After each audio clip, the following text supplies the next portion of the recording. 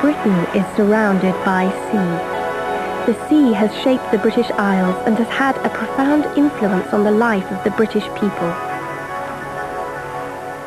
For centuries, the British endeavoured to rule the waves. We had a powerful navy. Explorers found new sailing routes and discovered new lands. Many of our national heroes were sailors. Socially and economically, British life was dominated by the sea. The fishing and shipbuilding industries were of huge economic importance. British shipyards built some of the world's finest ships, and the seaside attracted crowds of holidaymakers, despite the British weather.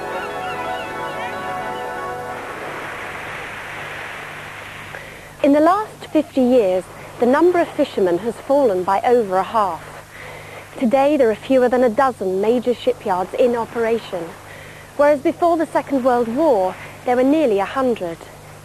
The economic significance of the sea is declining, and Britain no longer has a vast navy. But for many British people, the sea still plays an important part in their lives. Both my grandfathers went to sea in sailing ships carrying cargo. My father went to sea and sail.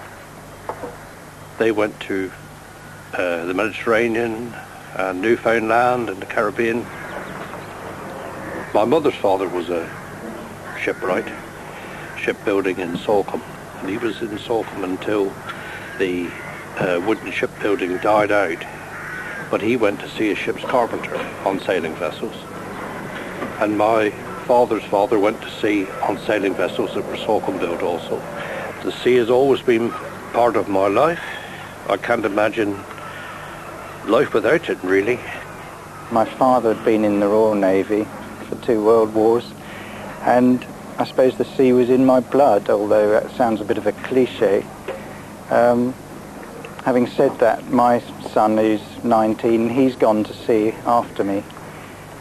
But the big point, I suppose, is travelling around the world, because I must have been around the world, I suppose, 25 times whilst I was at sea with P&O, and loved every minute of it. I've just always loved the sea, and I like the sea when it's wild, but from the land. I prefer it not so wild when I'm on a boat. Every emotion you can think of, the sea will portray it. Sometimes it's like a really kindly mother, and other times it's just so dangerous and scary and exhilarating, and everything in between. A yacht sailing along in the wind is one of the most romantic images of the sea. Sailing has become a very popular sport around the coast of Britain. Thousands of people learn to sail all sorts of different boats. Anything from small dinghies to ocean-going yachts.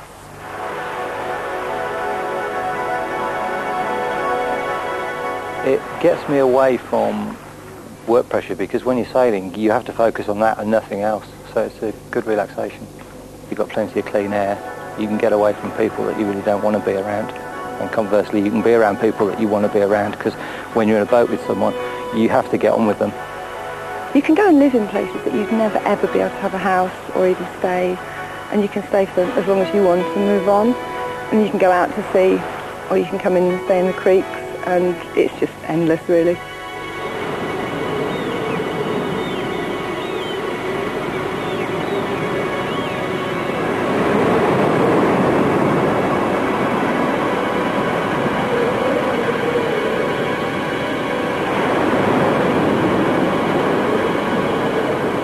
The sea is wild and unpredictable.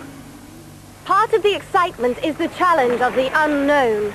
But the sea can also be extremely dangerous. An enemy, not a friend.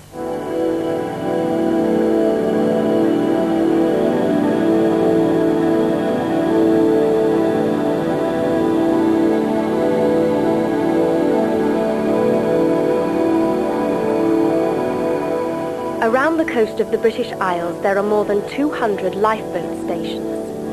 Rescue crews of the Royal National Lifeboat Institution are called out nearly 5,000 times a year and save on average 1,500 lives. The lifeboat crews are nearly all volunteers.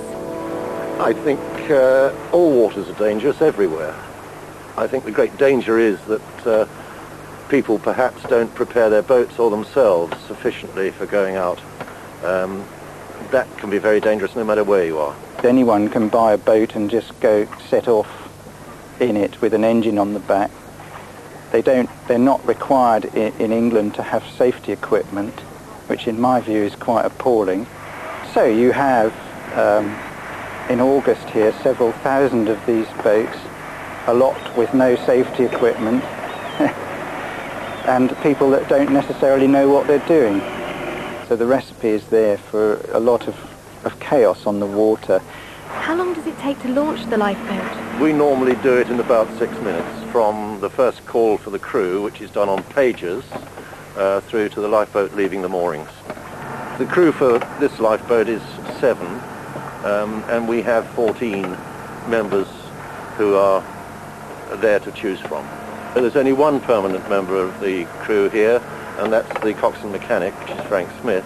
All the rest are volunteers, and they all have other jobs. It's a great reward to be able to take somebody ashore and realise you've saved their life. Gives you a very nice feeling when you've been out and done something and saved somebody. As you can't describe it really. What's your own attitude to the sea? Do you think it's dangerous? Oh yeah, the sea has got to be respected. You can never beat the sea. You try to equal it, but you'll never beat it.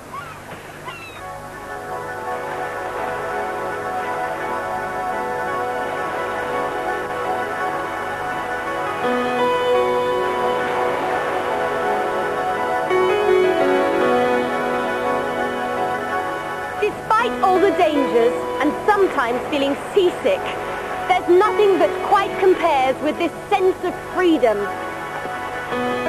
Perhaps the sailors who set out to discover new worlds felt the same desire to escape from everyday life on land.